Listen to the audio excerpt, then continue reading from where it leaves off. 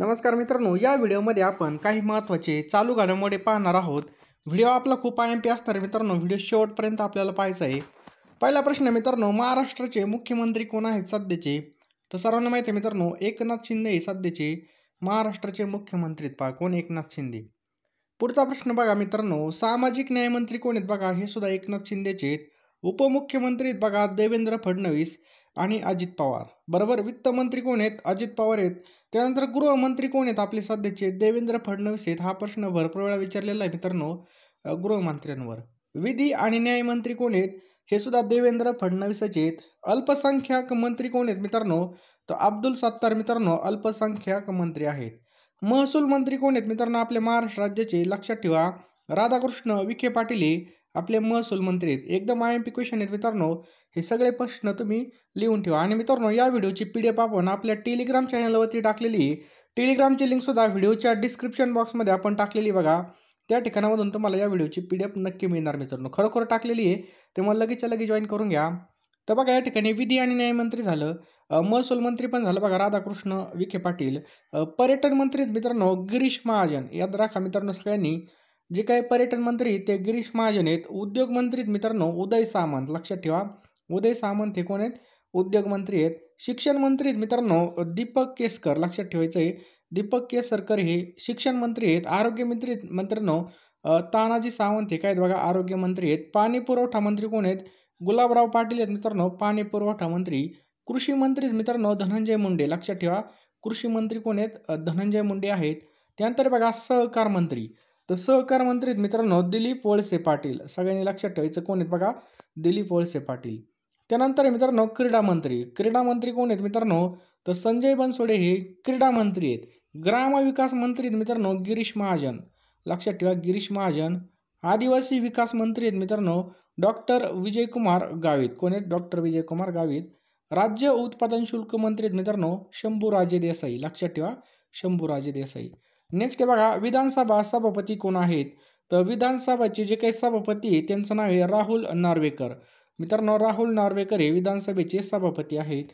पुढचा प्रश्न आहे बघा, विधानसभेचे उपसभापती या ठिकाणी विचारलंय, तर उपसभापती मित्रांनो नरहरी झिरवाळ, लक्षात ठेवा, नरहरी झिरवाळ। विधानसभेचे विरोधी पक्ष नेते बघा विजय वडेट्टीवार, लक्षात ठेवायचं आहे पहा, विजय वडेट्टीवार। मित्रांनो, व्हिडिओ जर तुम्हाला आवडला असेल तर व्हिडिओला नक्की एक लाईक करा आणि अशाच प्रकारच्या चालू घडामोडी पाहण्यासाठी आपलं यूट्यूब चॅनल लगेच सबस्क्राईब करून बेल आयकॉन ऑन करून ठेवा मित्रांनो, कारण की असेच तुम्हाला युजफुल व्हिडिओ एक मार्क या ठिकाणी आपण कव्हर करणार आहे, थेंबे थेंबे तळे साचे, त्यामुळे बेल आयकॉन ऑन करून ठेवा सबस्क्राईब करून। विधान परिषद सभापती आहेत रामराजे निंबाळकर। विधान परिषद उपसभापती मित्रांनो नीलम गोरे, कोण आहेत पहा? नीलम गोरे। विधान परिषद विरोधी पक्ष नेते बघा अंबादास दानवे, लक्षात ठेवा मित्रांनो, विधान परिषद विरोधी पक्ष नेते अंबादास दानवे हे आहेत। पुढचा प्रश्न आहे बघा मित्रांनो, महाराष्ट्राचे राज्यपाल कोण आहेत? आपल्या महाराष्ट्राचे राज्यपाल कोण आहेत? तर मित्रांनो रमेश बैस, ऑप्शन क्रमांक 1 रमेश बैस हे आपल्या महाराष्ट्राचे कोण आहेत? राज्यपाल आहेत पहा। मुख्य सरन्यायाधीश, लक्षात ठेवा मित्रांनो, मुख्य सरन्यायाधीश देवेंद्र उपाध्याय, लक्षात ठेवायचं मुख्य सरन्यायाधीश। आणि चीफ जस्टिस ऑफ इंडिया कोण आहेत बघा? त्यांचं नाव आहे DY चंद्रचूड। आपल्या महाराष्ट्राचं चाललंय या ठिकाणी निवडणूक आयुक्त कोण आहेत मित्रांनो? UPS मदान हे आहेत, लक्षात ठेवा, UPS मदान हे काय आहेत बघा आपल्या निवडणूक आयुक्त आहेत। लोक आयुक्त आहेत मित्रांनो VM कानडे, कोण आहेत? VM कानडे। उपलोक आयुक्त आहेत बघा संजय भाटिया, कोण आहेत पहा मित्रांनो? संजय भाटिया। MPSCचे अध्यक्ष कोण आहेत? रजनीश सेठ मित्रांनो MPSCचे अध्यक्ष आहेत, कोण? रजनीश सेठ। महाधिवक्ता आहेत मित्रांनो बिरेंद्र सराफ, लक्षात ठेवा, महाराष्ट्राचे महाधिवक्ता कोण आहेत? बिरेंद्र सराफ हे आहेत, बरोबर। त्याच्यानंतर राज्य मानवी हक्क आयोगाचे अध्यक्ष कोण आहेत मित्रांनो? तर KK तातेडे राज्य मानवी हक्क आयोगाचे अध्यक्ष आहेत।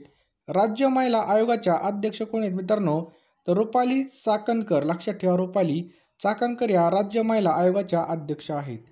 पुढचा प्रश्न मित्रांनो, आपल्या महाराष्ट्रामध्ये नुकतेच मित्र आयोग स्थापन झालेला आहे, तर मित्र आयोगाचे अध्यक्ष कोण आहेत? तर मित्र आयोगाचे अध्यक्ष आहेत मित्रांनो एकनाथ शिंदे, ऑप्शन क्रमांक 1 एकनाथ शिंदे आहेत। पुढचा प्रश्न पहा मित्रांनो, आपल्या महाराष्ट्राचे मुख्य सचिव कोण आहेत? तर डॉक्टर नितीन करीर हे आपल्या महाराष्ट्राचे काय आहेत बघा मुख्य सचिव आहेत। पोलीस महासंचालक कोण आहेत मित्रांनो? तर रश्मी शुक्ला हे पोलीस महासंचालक आहेत सध्याचे। तसेच बघा मुंबई पोलीस आयुक्त कोण आहेत तर विवेक फणसळकर मुंबई पोलीस आयुक्त आहेत. मुंबई विशेष पोलीस आयुक्त कोण आहेत तर देवेन भारती हे आहेत. महाराष्ट्र गृहरक्षक दल म्हणजे होमगार्ड याचे कोण आहेत पहा तर BK उपाध्याय आहेत. लक्षात ठेवा BK उपाध्याय हे आहेत. तर मित्रांनो पोलीस भरतीच्या जास्तीत जास्त अभ्यासासाठी बघा पोलीस भरती 411 प्रश्नपत्रिका संच यामध्ये बघा 2023 मध्ये जे काही प्रश्न झालेले आहेत त्याचं आपल्याला या ठिकाणी पूर्ण स्पष्टीकरण, त्याचबरोबर जे काही महत्त्वाचे आपल्याला MCQ असतील बघा, जास्तीत जास्त MCQच्या प्रॅक्टिससाठी बघा मित्रांनो हे पुस्तक अतिशय सर्वोत्तम आहे. स्मार्ट स्टडी पब्लिकेशनचं 595 रुपये किंमत आहे मित्रांनो. त्याचबरोबर पोलीस भरती 812 भाग 1 प्रश्नपत्रिका संच यामध्ये सुद्धा मित्रांनो 1 ते 244 प्रश्नपत्रिकाचा समावेश करण्यात आला आहे.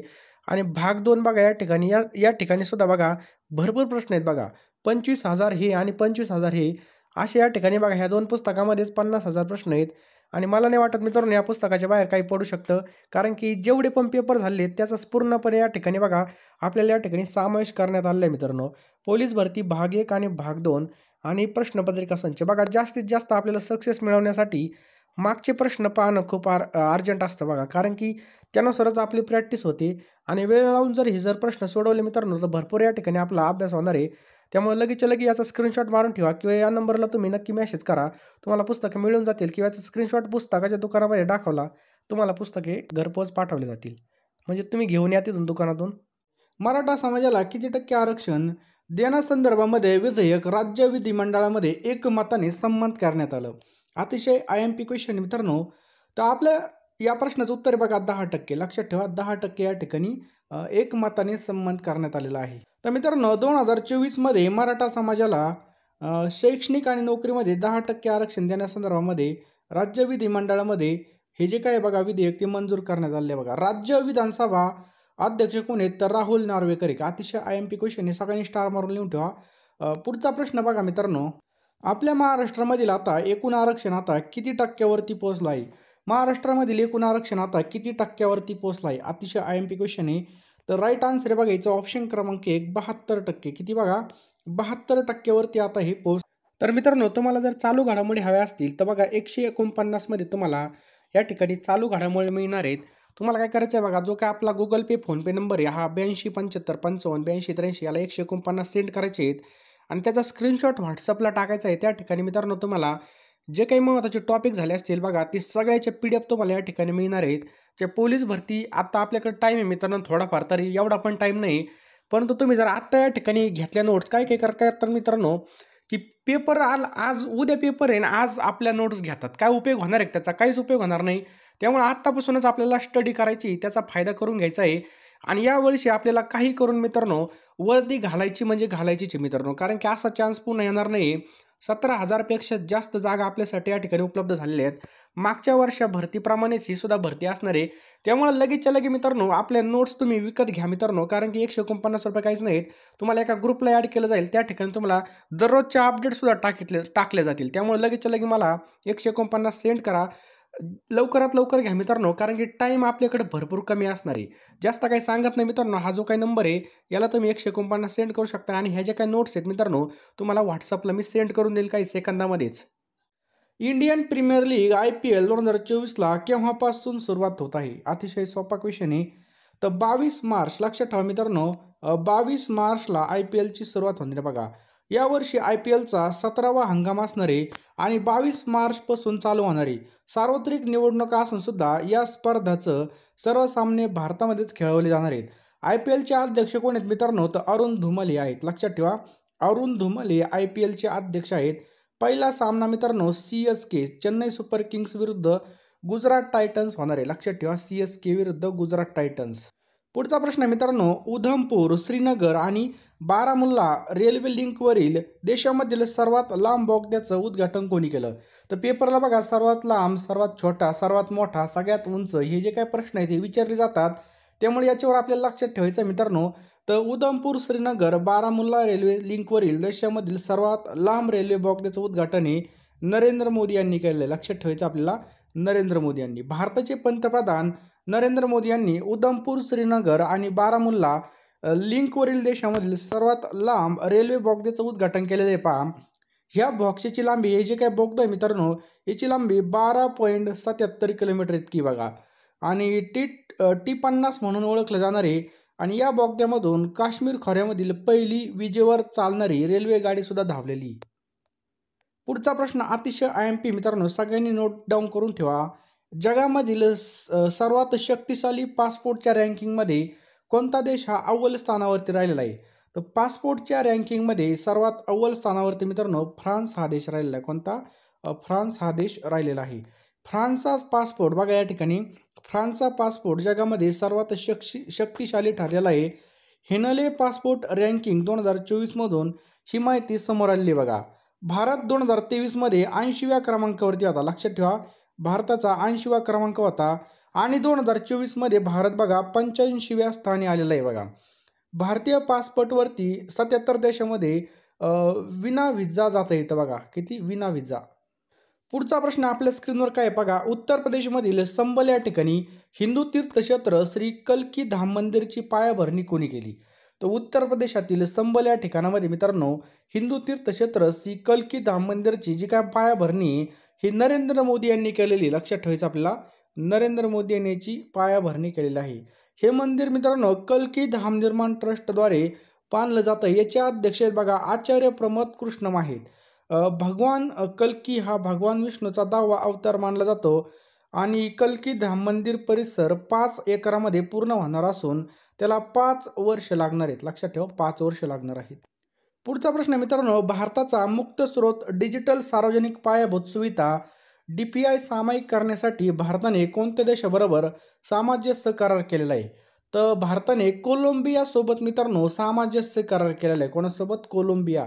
हा जो काही सामंजस्य करार आहे मित्रांनो, हा लोकसंख्येच्या प्रमाणामध्ये अंमलात आणल्या गेलेल्या यशस्वी डिजिटल सोल्युशन सामान्यीकरण डिजिटल परिवर्तनमध्ये सहकार्य करणारे बघा. भारतामध्ये कोविड महामारीच्या काळामध्ये लोकांपर्यंत सेवा वितरित करण्यासह जगामधील सर्वोत्कृष्ट डिजिटल सार्वजनिक वस्तूच्या पायाभूत सुविधा विकसित केल्या आहेत. लक्षात ठेवायचं आपल्याला. पुढचा प्रश्न आहे मित्रांनो, भारतीय महिला संघाने बॅडमिंटन आशिया सांघिक स्पर्धेमध्ये कोणतं पदक जिंकलं? तर भारतीय महिला संघाने बॅडमिंटन आशिया सांघिक स्पर्धेमध्ये सुवर्ण पदक जिंकलेलं आहे. आपल्याला लक्षात ठेवायचं कोणतं पदक? सुवर्ण पदक. महिलांच्या स्पर्धेमध्ये भारताने सुवर्ण पदक जिंकण्याची ही पहिलीच वेळ आहे. यापूर्वी मित्रांनो पुरुष संघाने 2016 आणि 2020च्या आवृत्तीमध्ये कांस्य पदक जिंकलं होतं. PV सिंधू, त्याच्यानंतर त्रिसा ज्वाली, गायत्री गोपीचंद आणि खरब यांनी आपापले सामने जिंकून भारताला या ठिकाणी आघाडी मिळवून दिलेली आहे. अगला क्वेश्चन आपके स्क्रीन के ऊपर. आचार्य विद्यासागर महाराज यांचं बघा निधन झालं तर ते कोण होते? तर मित्रांनो आचार्य विद्यासागर महाराज हे नुकतेच यांचं निधन झालं. तर ते प्रसिद्ध जैन संत होते. लक्षात ठेवायचं आहे, प्रसिद्ध जैन संत होते. सगळ्यांनी स्टार मारून लिहू ठेवा. प्रसिद्ध जैन संत आचार्य विद्यासागर महाराज यांचं छत्तीसगडमधील डोंगरगड या ठिकाणामधील चंद्रगिरी तीर्थ या ठिकाणी निधन झालेलं आहे. आचार्य विद्यासागर महाराज हे दिगंबर जैन समाजामधील सर्वात प्रसिद्ध संत होते आणि जैन संत विद्यासागर महाराज यांचा जन्म 10 ऑक्टोबर 1946ला कर्नाटकमधील बेळगाव या ठिकाणामध्ये झाला होता. लक्षात ठेवायचं आहे. अगला क्वेश्चन बघा, नुकतेच कोणत्या देशाने जमिनीपासून समुद्रामध्ये मारा करणाऱ्या नवीन क्षेपणास्त्र पडासुरी 6ची चाचणी केली? तर बघा कोणी केलेली? ही उत्तर कोरिया. लक्षात ठेवायचं आपल्याला, उत्तर कोरियाने जी काही पडासुरी 6 आहे याची चाचणी केलेली बघा. उत्तर कोरियाने जमिनीपासून समुद्रामध्ये मारा करणाऱ्या नवीन क्षेपणास्त्र पडासुरी 6ची या ठिकाणी बघा चाचणी केलेली बघा. हे क्षेपणास्त्र पूर्व समुद्रामध्ये सुमारे 1400 सेकंद किंवा 23 मिनिटे आणि 20 सेकंदापर्यंत पाण्यावर प्रक्षेपित केल्यानंतर त्यांनी लक्ष्य गाठलं. तर मित्रांनो तुम्हाला जर अशाच प्रकारचे व्हिडिओ पाहिजे असतील तर आपलं चॅनल नक्की सबस्क्राईब करा, बेल आयकॉन ऑन करा आणि या व्हिडिओला नक्कीच एक लाईक करा. मित्रांनो आजच्या व्हिडिओचं लाईकचं टार्गेट फक्त 100 लाईक ठेवणार आहे आपण. तुम्ही नक्की 100 लाईक कंप्लीट करताल. मित्रांनो लगेचच्या लगे आपल्या भेजामध्ये एकदम फिट करून ठेवा. 66वा महाराष्ट्र केसरी कोण बनलेला आहे? 66वा महाराष्ट्र केसरी कोण बनलेला आहे? तर ऑप्शन क्रमांक 1 पैलवान सिकंदर शेख. लक्षात ठेवा, सिकंदर शेख. तर बघा 64वी साताऱ्यामध्ये झाली होती, त्या ठिकाणी कोणी जिंकली होती? पृथ्वीराज पाटील. 2022 मध्ये 65वी कोणी जिंकली होती? 65वी तर शिवराज राक्षेने जिंकली होती आणि 66वी पुणे या ठिकाणी झाली आणि विजेता कोण आहे बघा? सिकंदर शेख. आपल्याला 65व पण लक्षात ठेवायचं कोण आहे? शिवराज राक्षे आणि 66वा महाराष्ट्र केसरी कोण आहे? सिकंदर शेख. हे दोन्ही पण पॉईंट खूप महत्त्वाचे आहेत. तर भारताचे नवीन कृषी मंत्री म्हणून बघा अर्जुन मुंडा यांची नियुक्ती करण्यात आली. कोणाची बघा? अर्जुन मुंडा यांची. अर्जुन मुंडा हे खालीलपैकी कोणत्या राज्याचे मुख्यमंत्री होते? तर बघा अर्जुन मुंडा बघा झारखंड या राज्याचे कोण होते बघा मुख्यमंत्री होते. कोणतं राज्य बघा? झारखंड या राज्याचे मुख्यमंत्री होते. पुढचा प्रश्न अत्यंत महत्त्वाचा आहे. टाइम मॅगझिनचा पर्सन ऑफ द इयर 2023 पुरस्कार हा कोणाला मिळालेला आहे? तर बघा टेलर स्विफ्ट. लक्षात ठेवायचं आपल्याला, टेलर स्विफ्टला टाइम मॅगझिनचा पर्सन ऑफ द इयर 2023चा जो काही पुरस्कार आहे हा मिळालेला आहे. लक्षात ठेवा, टाइम मॅगझिनचा पर्सन ऑफ द इयर 2023 पुरस्कार कोणाला मिळालेला आहे बघा? टेलर स्विफ्ट यांना हा देण्यात आलेला आहे. तर बघा पुढचा प्रश्न अत्यंत महत्त्वाचा आहे. स्टार मारून लिहून ठेवा, येणाऱ्या पेपरमध्ये तुम्हाला पाहायला मिळेल हा. तर बघा मुंबई उच्च न्यायालयाच्या मुख्य न्यायाधीशपदी खालीलपैकी कोणाची निवड झालेली आहे? तर देवेंद्र कुमार उपाध्याय. लक्षात ठेवायचं आपल्याला, देवेंद्र कुमार उपाध्याय यांची मुंबई उच्च न्यायालयाच्या मुख्य न्यायाधीशपदी नियुक्ती करण्यात आलेली आहे. लक्षात ठेवायचं आपल्याला, मुंबई उच्च न्यायालयाच्या मुख्य न्यायाधीशपदी कोणाची निवड झालेली आहे? देवेंद्र कुमार उपाध्याय यांची. पुढचा प्रश्न आहे, आणि मित्रांनो तुम्ही जर आपल्या चॅनलवर नवीन असाल तर चॅनलला सबस्क्राईब करून घ्या आणि आपल्या परिवारामध्ये सामील व्हा. मित्रांनो तुम्ही फालतूचे चॅनल भरपूर सबस्क्राईब केले असतील, त्याचा कवडी मात्र सुद्धा उपयोग नाही, परंतु बघा या ठिकाणामधून आपल्याला एज्युकेशन भेटतं, आपल्याला नोकरी लागणार आहे. त्यामुळे मित्रांनो हा चॅनल नक्की सबस्क्राईब करा आणि बेल आयकॉन नक्कीच ऑन करा, कारण की काही मुलं बघा बेल आयकॉन ऑन करीत नाहीत. त्यामुळे बघा नुकसान काय होतं, आपल्याला लेटेस्ट अपडेट कळत नाहीत. त्यामुळे लगेच बेल आयकॉन ऑन करा आणि व्हिडिओला नक्की एक लाईक करा. मित्रांनो लाईक केल्यावर कळतं जी काय माझी मेहनत आहे ती 100% काम करते. डिस्क्रिप्शन बॉक्समध्ये बघा आपल्या टेलिग्रामची लिंकसुद्धा आपण टाकलेली आहे, त्यावर याची PDF तुम्हाला मिळून जाईल. अगला क्वेश्चन आपके स्क्रीन के ऊपर ये रहा.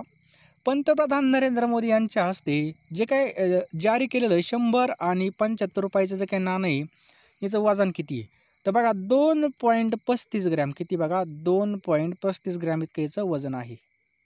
पुढचा प्रश्न अत्यंत महत्त्वाचा आहे. भारताच्या नौदल युद्ध नौकेची नेतृत्व करणारी पहिली महिला कोण बनली आहे? पहिली या ठिकाणी विचारलं आपल्याला, पहिली. तर बघा प्रेरणा देवस्थळी. लक्षात ठेवायचं आपल्याला, भारताच्या नौदल युद्ध नौकेचे नेतृत्व करणारी पहिली महिला बनलेली बघा प्रेरणा देवस्थळी. लक्षात ठेवा, प्रेरणा देवस्थळी. पुढचा प्रश्न आहे बघा, फोर्ब्सने जाहीर केलेल्या जगातील 100 शक्तिशाली महिलांच्या यादीमध्ये निर्मला सीतारामन यांचं कितवं स्थान आहे? तर जे काही टॉप 100 आहे यामध्ये निर्मला सीतारामन बघा 32व्या स्थानावर आहे. कितव्या? 32व्या स्थानावर आहे. पुढचा प्रश्न आहे पहा, मिझोरमचे नवीन मुख्यमंत्री म्हणून कोणाची निवड झालेली आहे? मिझोरमचे नवीन मुख्यमंत्री म्हणून कोणाची निवड झाली आहे?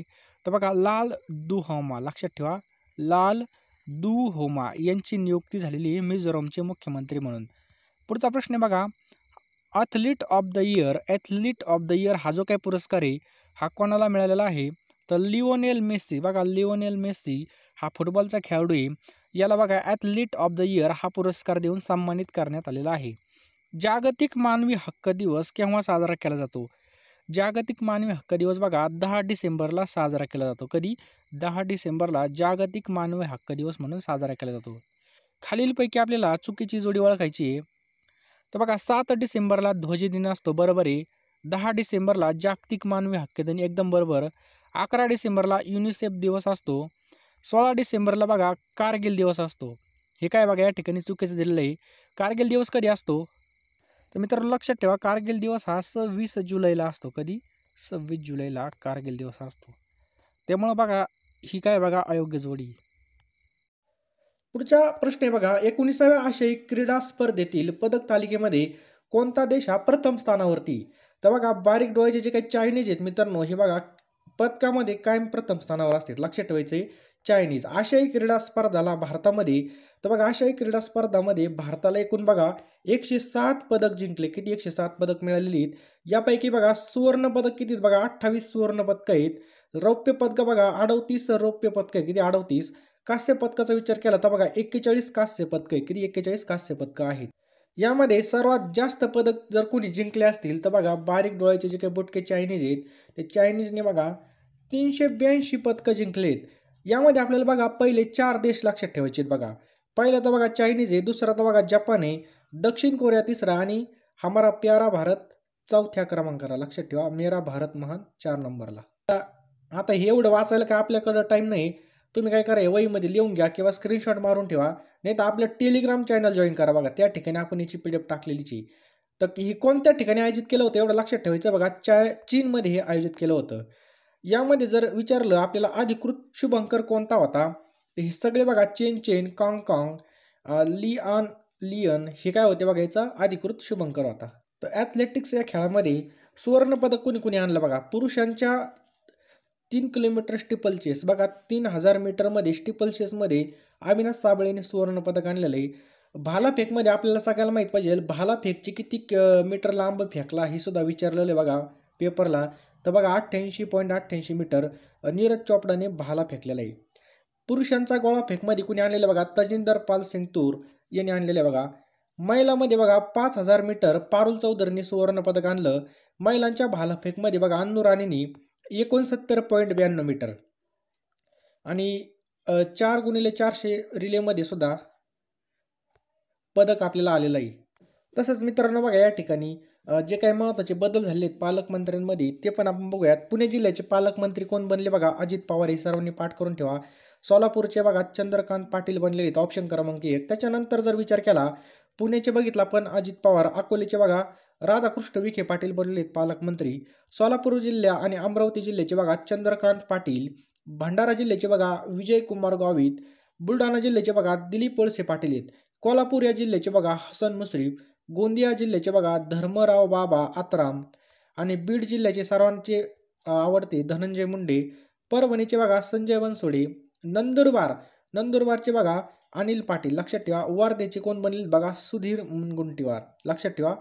16 डिसेंबर 2023ला मिस वर्ल्ड ही स्पर्धा कोणत्या ठिकाणी होणार आहे, तर बघा 16 डिसेंबरला, म्हणजे डिसेंबर आता चालूच होईल. तर बघा भारतामध्ये ही होणार आहे, लक्षात ठेवा. मिस वर्ल्ड ही भारतामध्ये